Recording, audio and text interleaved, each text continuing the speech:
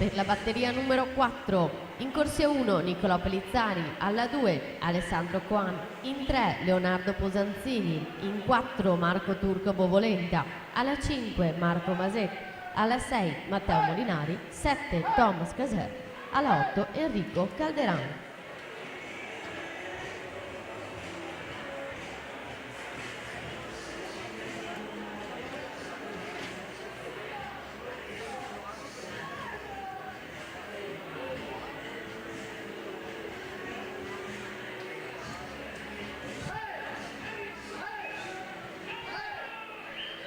Tommaso Zuin 1.8.21, su Cristian Serra 1.9.50, Giovanni Furlan 1.10.68.